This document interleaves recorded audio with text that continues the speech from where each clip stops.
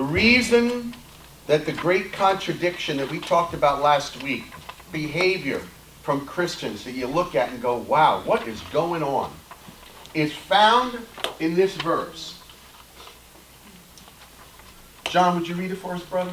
Walk by the Spirit, and you do not gratify the desires of the flesh. For the desires of the flesh are against the Spirit, and the desires of the Spirit are against the flesh, for these are opposed to each other. So what you should have written on your paper, what is the explanation of this? Is simply, it is a thing called the flesh. Believers walking, and here's the technical language, according to the flesh. That's the technical language. If you and I, as believers in Jesus Christ, walk according to the flesh, we look no different than those who are not saved. That sound like a reasonable statement to make? This is why Christians need to understand what the flesh is.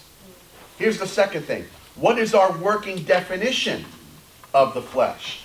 And your answer should look something like this. My way.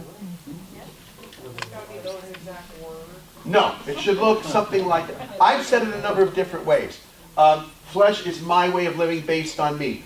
Flesh is me making things about me that aren't about me. Flesh is living life with me as the source. All of that is the same concept. When I ask you what flesh is, just think of old Blue Eyes.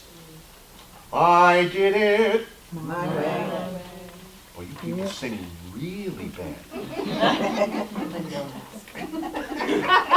If you don't want to hear, go. I said that to my wife last night. She asked me a question. I gave her an answer. She's like, what? And I'm like, don't ask questions you don't want to know the answer to. So the flesh can look really bad.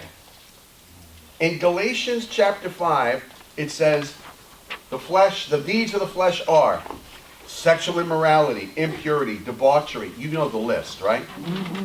Well, now look, how much of a mature genius of a Christian do you need to be if you're seeing a Christian behave in ways like that? Dissension, selfish ambition, envy, drunkenness. How much of a genius do you need to be as a Christian to know that's not good? Right? You don't need a whole lot of a discernment for that. It looks what, John? How's it look? How's that stuff look? The flesh? That particular version of the flesh, sexual immorality, debauchery, it looks pretty what? Disgusting. It's bad. It's yucky flesh. Bill Gillum would say yucky flesh. I don't have to be the most mature spiritual person in the world to see that for what it is. Here's when flesh gets dangerous. Anybody want to take a shot? It can look bad, but what? Good. Say it again, gang. Good. It can look good. It can look... She's looking at me like, what? Hey. If flesh is me living my way, it could look good. I mean, you've seen this, haven't you? I mean, Yeah. have you been to those churches? You know how it goes, right? You know the Christian thing on a Sunday morning? You know, you've been at home, going at your spouse's throat because you're not getting your way or he's insisting on his way or whatever, right? And then you come to church. Good morning, brother. Oh, yes. You know what that's called? Uh-huh. Hypocrisy. Hypocrisy! Yeah. I've seen that. Ken Davis, if you've never seen Ken Davis' stuff, it's great stuff. He'd make you laugh. He talks about, going to church. He goes, have you ever, this is when his kids were young. He goes, did you ever notice that Sunday morning is the time when you get the most bent with your kids? Yeah. As a parent, I found myself with my hands around the throat of a child I love saying, you get ready, and you get ready now, because we got to go to church where we can learn about the love of Jesus. Hurry up! Yeah. So flesh can look good. And that's the part that is so important to keep in mind. And gang, we're getting into the meat of this now. I had a conversation with someone today, raised in what we would think of as a Bible teaching kind of church. And coming to me because the marriage is a wreck. And I'm listening, and I want to help this person. So at some point I said, I want to give you a concept. Your marriage is not the problem.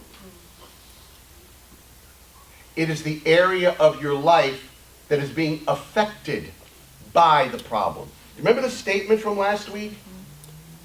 Your problem is that you don't know what your problem is. You think your problem is your problem, but that's not the problem at all. Your problem isn't your problem, and that's your main problem.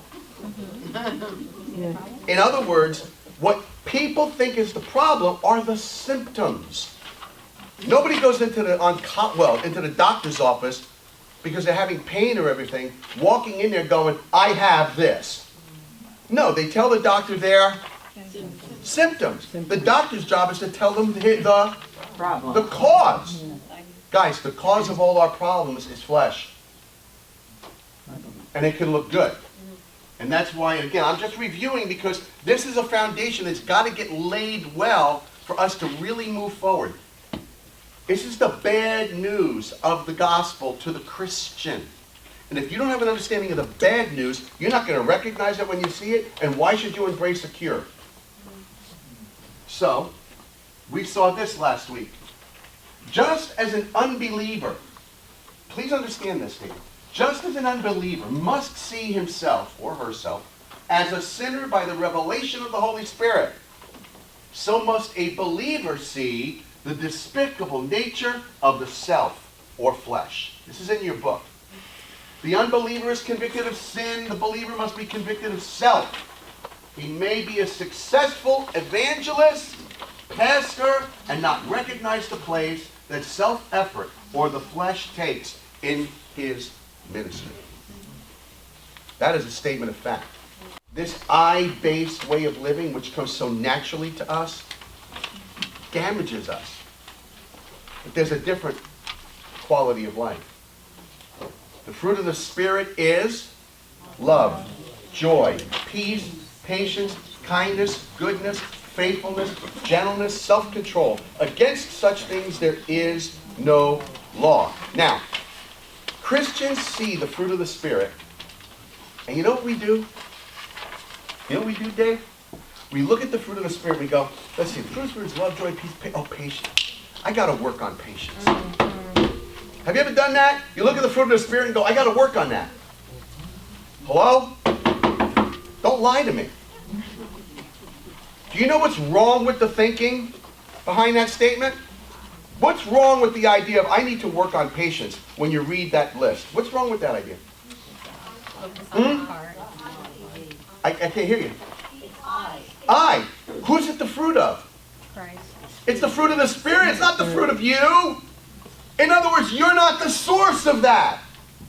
I cannot be the source of what only Christ can produce.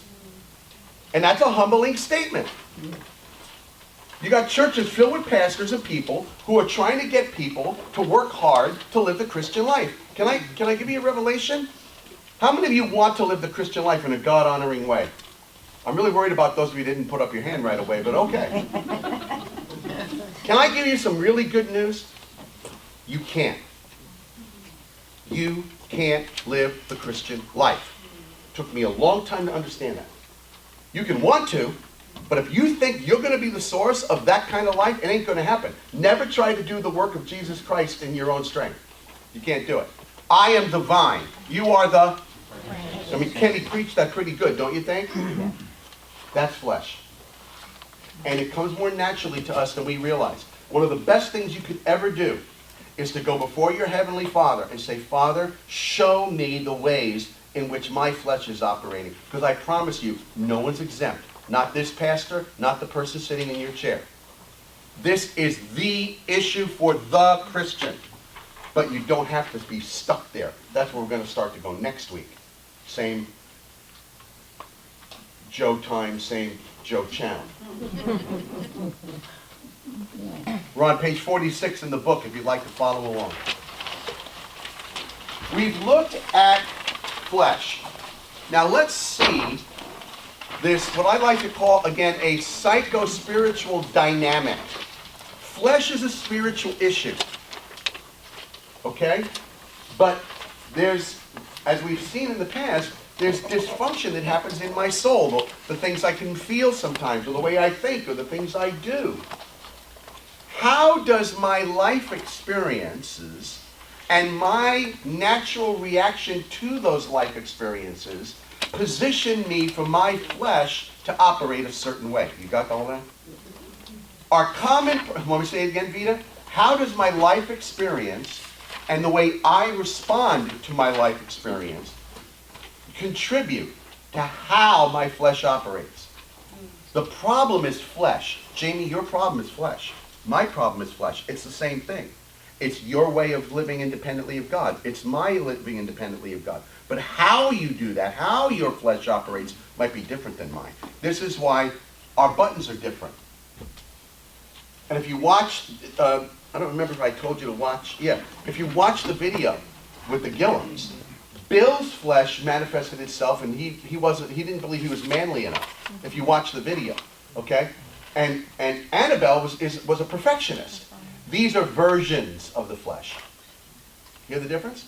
You've got flesh, you got a flesh thing, but how yours works. So Dave, your buttons might be different than my buttons. You might push a button in me that doesn't affect me, but if I push the same button in you, you might fly off the handle. That all makes sense? Yep. Now when we're talking about that, it's a combination of a psychological dynamic with a spiritual dynamic behind it that ultimately affects how you behave. Because of how you, does that all make sense? Yeah. Okay, watch. We're on page 46, and this is called the development of the flesh. Now, this is basic psychological stuff. Any counselor would learn this. All humans need what we're going to call meaningful love. Meaningful love. Anybody want to take a shot at what they think meaningful love means? Anybody want to take a shot? What do you think it means to experience meaningful love? Accepted. All right, it involves acceptance. Someone said something The else. feeling Love that has of being purpose. loved. You're feeling loved. Say again, John? Love that has purpose, that's real. All right, it's a real love. So let me give you this. Meaningful love is knowing, or rather meaningful love is having received unconditional love. Now when I used to teach this, I taught it a little bit differently. I used to say, all of us need unconditional love, which is true. Here's the difference. When we talk about unconditional love, I want you to think of it like this. This involves at least two people, right? I mean, you can't have love in a vacuum. I mean, that would suck.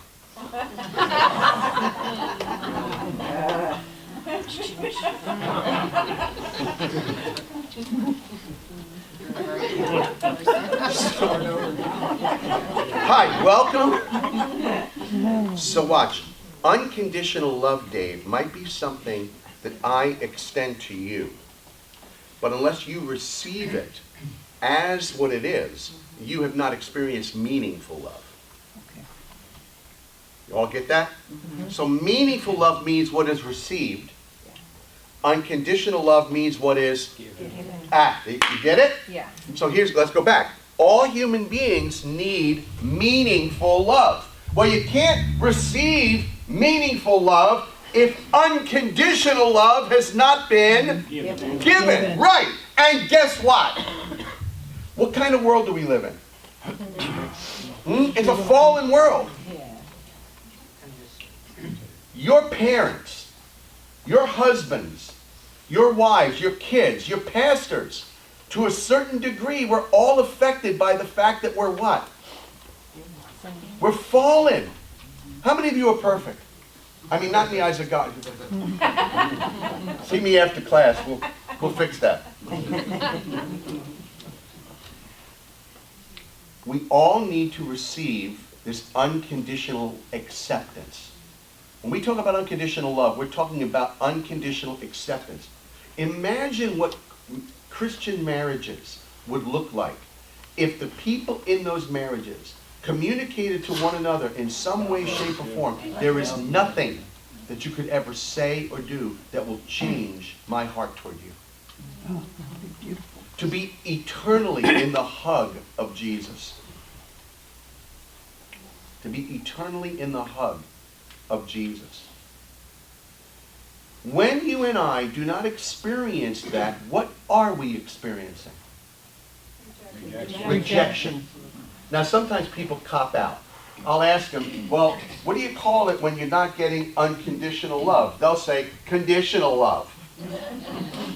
Which is true. Or conditional acceptance. But conditional acceptance also is also conditional rejection. You'll get my if. I learned that from my dad. He didn't mean to teach that to me. It was covert. It wasn't overt. All of us have experienced, to some degree, some form of rejection. Why? What kind of world do we live in? Fallen. And I've known people whose mom and dads, they think the world of them. Mom and dad were like 10s, man. So they didn't experience what's the word? They're not aware, conscious of experiencing that kind of rejection from their parents. They're just not. But you know what those folks tend to do? Because they're naturally self-centered, what do you think they do? They try to what? Be like mom and dad. And how do you think they do? You know how many? Now it doesn't happen a lot, but when I've seen that, I said, so what? How do you see your parents? Oh, 10. My parents were 10. I mean, didn't quite walk on water, but close. How do you see yourself? Oh, well, 6, 7. How often do you compare yourself to somebody else? To somebody who's important to you? Get it? That's all flesh, gang. So watch. Rejection contributes to how your flesh operates. You might find this hard to believe now. Take a look at me. But I was not exactly a babe magnet in high school. I know it seems shocking.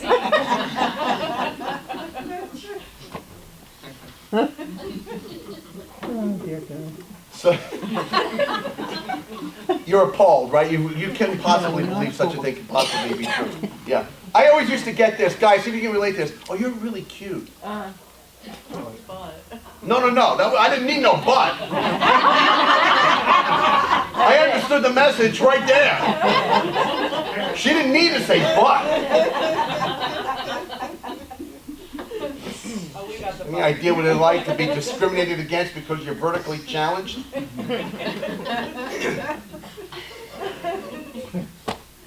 So consequently, I wound up engaging in sexual sin. I'm compensating, you understand? I wanted to see myself as what? So you're learning how to be counselors. How did I want to see myself? Acceptable. By who, Jonathan? Female. By women. Yes. I won't ask the question because I don't want to go that direction. Do you have any idea how many Christian men are hooked to pornography? Oh. Let me tell you something. I don't think it's about sex. It's about acceptance. It's about the need to be vulnerable and naked, if you will, with the opposite sex, and to be accepted. It's too easy to just go, oh, they're just looking for sex.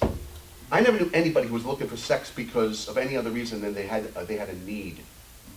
I can't speak of it as a woman for obvious reasons, but ladies, you have your own version of this. I just don't know. I don't completely understand it. What is it? We read it. You read it? Okay, I'm available after class. He's like, I didn't know about this. What I'm saying. You okay, John? Oh, Lord. Okay.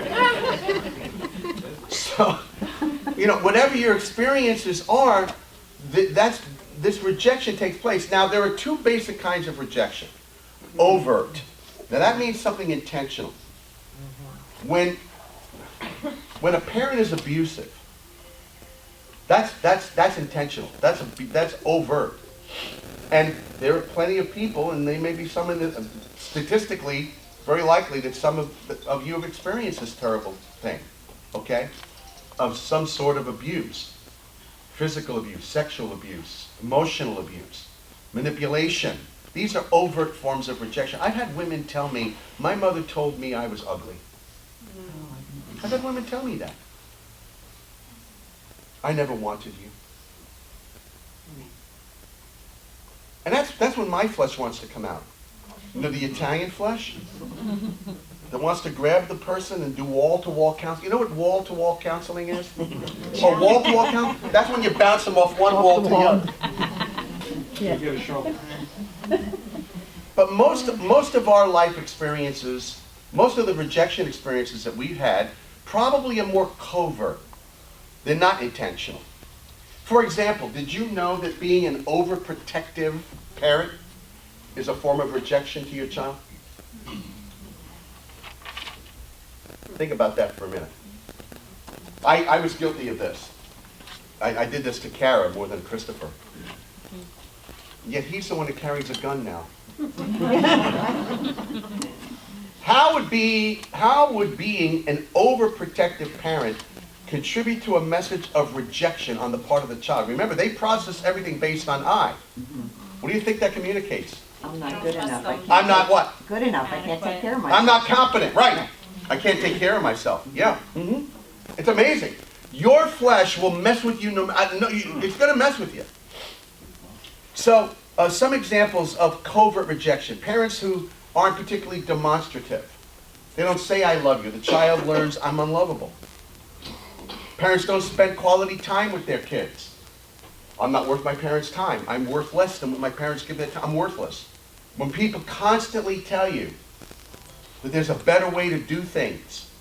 Have you ever, I want to be careful here now. You know, think of maybe in your marriages or your parents, you know, oh, do it this way, do it this way. What message does that send? I'm not good enough. Now, why does it go there? Because we naturally process life, listen to me now, we naturally process life based on who? Me. A child loves us from the very early age. How many of you have children or grandchildren? Aren't they precious? Do you have any idea that that's a little self-centered person right there? That child? They are totally self-absorbed. When you've got a 7-month-old child, cold, hungry, and wet at 2 o'clock in the morning, that child doesn't lay down and go, boy, mom's had a rough day. It doesn't change when they're 18 either. How about comparison? Any of you ever get this? Why can't you be more like your... Brother. I wonder if Mary and Joseph ever tried that one. No problem, my whole child, I guess. Think about it. Why can't you be like your big brother Jesus? You know Jesus had brothers and sisters, right? Oh, okay. Yeah. Our natural self-centeredness turns experiences of rejection into beliefs about ourselves. You hearing that? And then you operate out of those beliefs. But it's all flesh-based. It's all I-based. And these psychological realities are linked to the spiritual reality that we are born in what spiritual condition, ladies and gentlemen? Dead. Now, what? Put this together. You're born spiritually dead. So who else do you have in your life to deal with whatever life throws your way? Who do you got? Jesus. Jesus is there, but tell me where he isn't. If you're spiritually dead, tell me where Christ is not. He's not here. Yeah. You got nothing. You don't have anything within yourself to deal with living in a sinful world. Except you. No wonder we develop I-based issues. I only got me. And then, when that doesn't work, I create coping mechanisms. It's all about me. Yeah. I told you about Phantom Joe, didn't I? Did I tell you about Phantom Joe Feraldi? No. The Phantom Pastor Joe? Oh, no? Yeah. Oh, I love him. He sounds like he's taller than you. He is. I know. I'll be at your office later. Janine goes, he's taller than you. Yo, yeah. Listen, I didn't know I did this. You do it too, so don't laugh at me. I created this image of what I should be as a Christian. Have you done that? I love him. I love him. He's taller. Buff. His feet don't walk like... Have you ever seen me walk? My old pastor said, you can see Joe coming a mile away. Right? Never struggled with sexual sin. The model Christian, I want to be like him. I want to be like him. And then what do? I compare what? Him to you. Yeah. Or me to him. Yeah. Yeah. And how do you think I come up, Cindy? Short. Right, I come up. What do you mean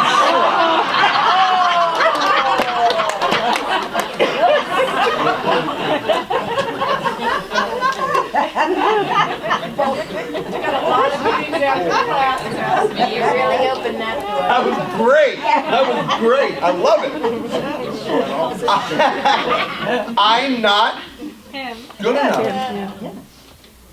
I love him. I suck, but I want. Now you're laughing, but I was a pastor and I lived this way. Didn't know I was doing it. Now here's the problem. Whose creation? Yours. Yours. Mine. Whose evaluation? Yours. Yours. Whose verdict? Yours. Who's it all about? You. You. So what is that? Flesh. That's flesh. Jeff, read this for me, brother. When our need for meaningful love is not met, we experience rejection, which is the key ingredient in the development of our flesh. Please get that in your head. I want you to understand. Remember in the circle? Remember this circle? Do you see the bridges? What I've just explained to you is the bridge between the soul and the spirit, if you will. Spiritual reality affecting psychological issues. It's psycho-spiritual. Rejection is a psychological issue. Anybody who has studied counseling, they're going to talk about rejection. Kristen, am I correct? Yeah, okay. They're going to talk about rejection. They'll talk about identity. The importance of, how you see yourself. But you've got to understand the spiritual dynamic behind it. And when those things are not addressed, there is lifelong problems and dysfunction. We will spend an entire week or two later in the course on what I call life-controlling issues. And I just picked a few. Unresolved anger, depression, anxiety, and codependency. All of which happen because my way of dealing with the fallen world based on me, without even realizing I'm doing it, affects me or damages me. Do you see on the chart? I want to walk you through this chart. I want you to think in two ways. Garbage in. There's garbage in. Look at the chart. If you're looking at page, I guess it's page 47 in the book. Yes. Yeah. Do you see the garbage that comes in? That's out here on the left. You see where it says rejection/sin? Yeah. Again, there's that psycho-spiritual dynamic. The psychological term would be rejection, but the real cause is sin. And it's just problems, whether it's family, money, work, you name it. Put your own stuff there. And you see it says garbage in. See that? Now, where's it going? It's going to the heart of you. But who's at the heart trying to deal with it? You are. Me. This is flesh. The Bible calls it the carnal Christian. Now, here's what you got to get in your head, gang. Does that work? No. It doesn't work. But notice, please, there can be garbage out. You know that expression, right? Garbage in, garbage out. What comes out? Garbage. Well, look, tell me, what's the garbage? Anger. Anger. Envy. Gossip. Have you been there? Yep. Have you been on the receiving end of it? Yep. All because I'm simply living normally. This is normal. This is natural. It shouldn't be. I try to encourage people who come to me for help and say, look, everything you're experiencing is normal. Can I give you a profoundly true biblical principle, ladies and gentlemen? Normal is no way to live. Normal stinks. So the stuff that comes in is the garbage in, and then our minds believe things about themselves. When I show people this chart, can you see the words there? Inferiority, insecurity, inadequacy, guilt. Maybe it's real, maybe it's imaginary. Just because you feel guilt doesn't mean you are guilty. Did you know that? Did you all know that? Yeah. Okay. Worry, doubts, fears. You know, can any of you, you don't have to respond publicly, but can any of you relate to any of that stuff? All of that is there for what reason? What's causing all that? Not the rejection. Your flesh. Not the sin. The I. The sin and the rejection is not the cause. You trying to handle it is the cause. Your problem is that you don't know what your problem. In other words, when people come to me for counseling, what do you think they're presenting to me? Do you think they're coming to me and go, Pastor Joe, I'm living from a self-reliant place. I have been making myself available to counsel people for the last 10 years. No one has ever said that to me. No one. I'll tell you what I do see. Anger, anxiety, depression. I see that stuff. Confusion. Ignorance. In other words, what people present is what they experience. The inferiority, the insecurity and such. That's the presenting problem.